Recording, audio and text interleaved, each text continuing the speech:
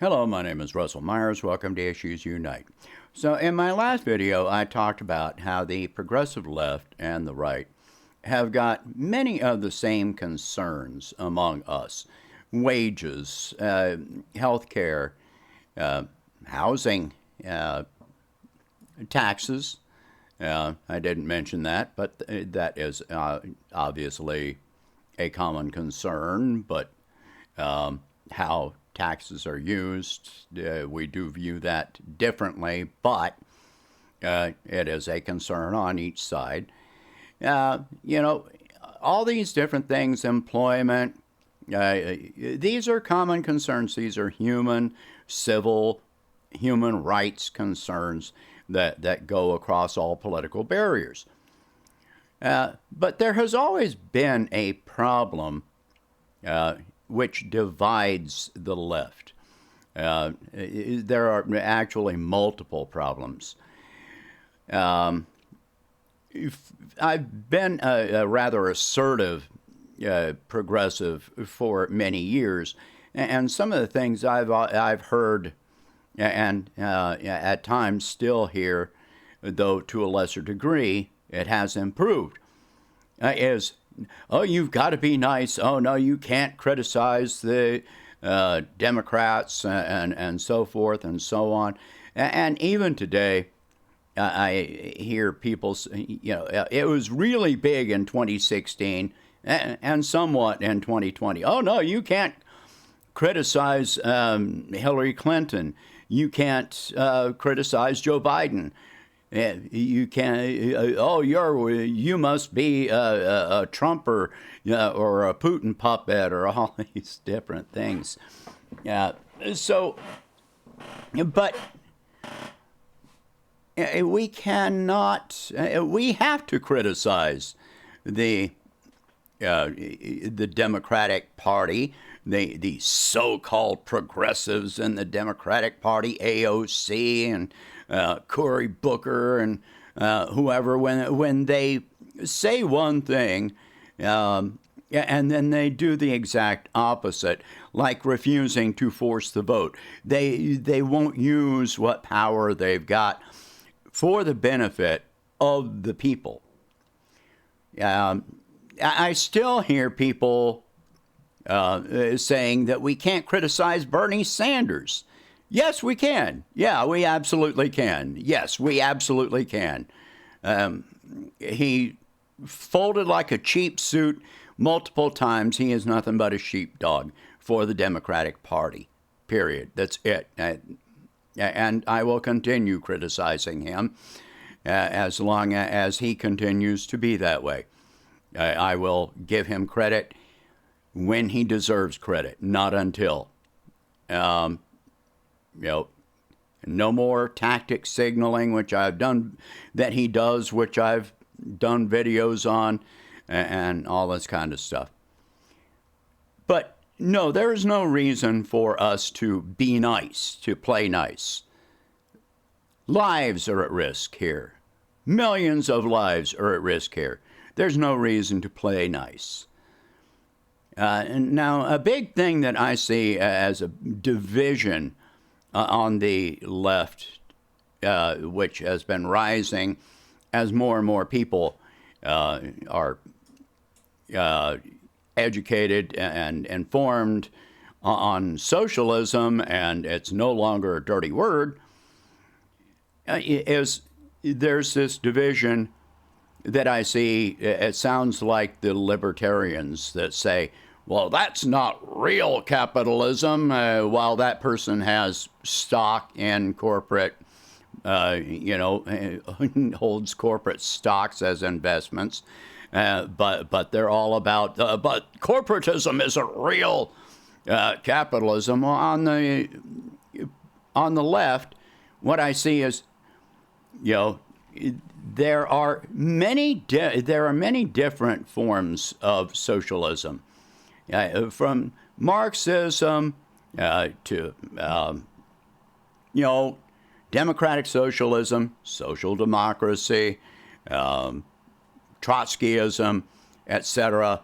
And there are so many people that are just forcefully trying to say, no, we've got to go straight to pure Marxism or Trotskyism, whatever, absolute,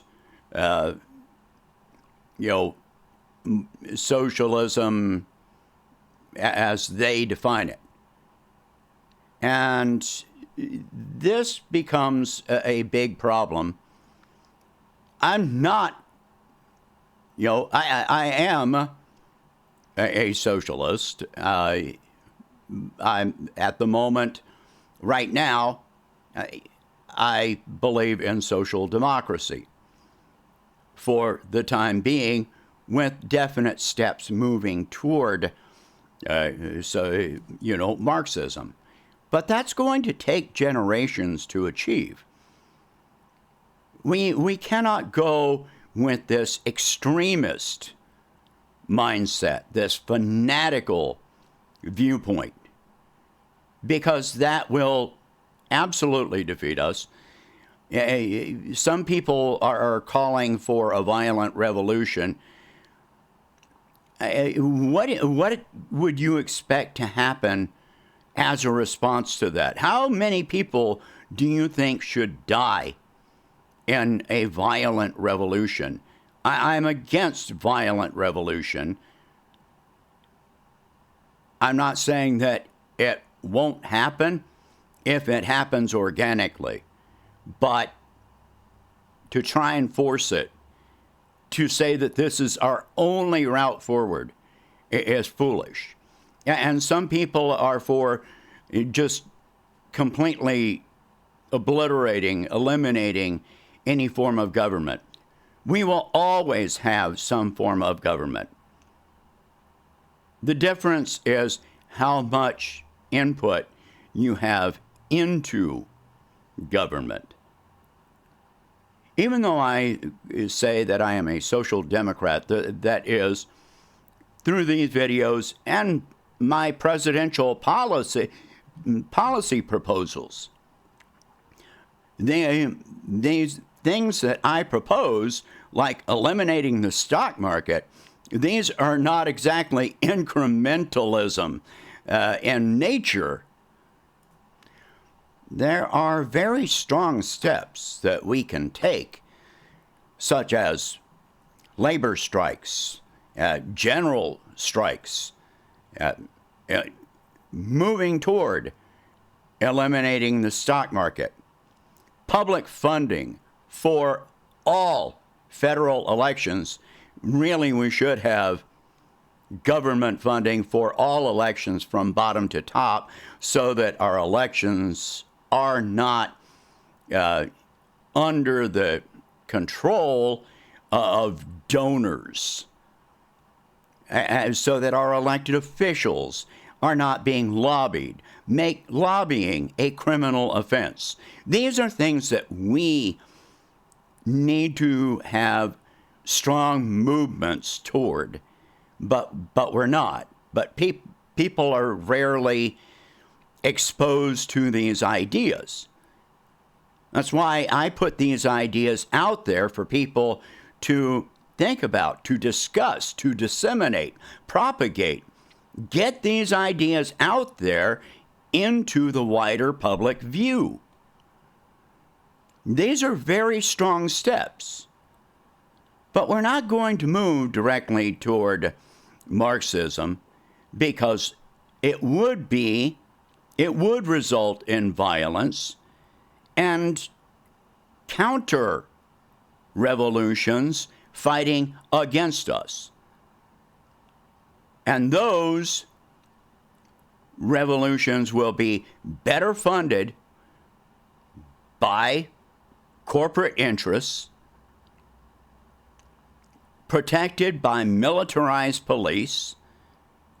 In some cases, they would probably bring in the National Guard or the military to stop any such actions if you try to use force. And even many people that are progressive left would endorse these things because people don't want to see violence out in the streets. They don't want their security taken away. They're already feeling a lack of security, and they are already afraid of the militarized police and so forth and so on, and the loss of rights, and that would be other things, the suspension of rights, more censorship than we already have right now. If you are promoting these things, what would stop the police or the FBI from showing up at your door and taking you away with no charges, deeming you a terrorist, and holding you without charge indefinitely?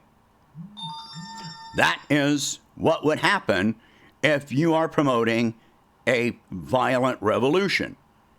It is unrealistic. It is doomed to fail from the very beginning. To talk about eliminating the government, how do you think that's going to work out for you? And these are unrealistic. They are foolish ideas. The point here is that there are many things that divide the left, and we don't need to go into this extremism. If we take strong steps, which are socialist-leaning, more progressive, there are many things that the right and the left, across all the spectrum, that we can achieve if we form populist, widespread grassroots movements. The nationalization of some industries, the entire military-industrial complex, for example, the entire energy sector, for example, the entire medical system, for example. These are things that we can and should unify and fight for. To continue dividing the left and saying, well, that's not real socialism, and we need to eliminate our government and things like that, these are things that are self-defeating. The more that we move toward the left, we've had examples in our own past with greater subsidies for education and stronger social support systems and higher taxes on the wealthy and on corporations. These were all things that were in place during the most prosperous years of this country, and which benefit other countries that have those in place right now, which we can use as examples. But we need to mobilize, and implement these ideas as proof of concept. If we form that proof of concept, then when we try to move further over to the left, we've got proof that this works. So, we really have to convince people, educate people across all the political spectrum. We cannot do this extremism. We cannot become fanatics, which make us targets instead, and which alienate other people that would otherwise be on our side. You're not going to convince people to do away with the government. You're not going to convince people to completely do away with police. You're not going to convince people to completely do away with taxes. And a lot of these ideas are libertarian. And,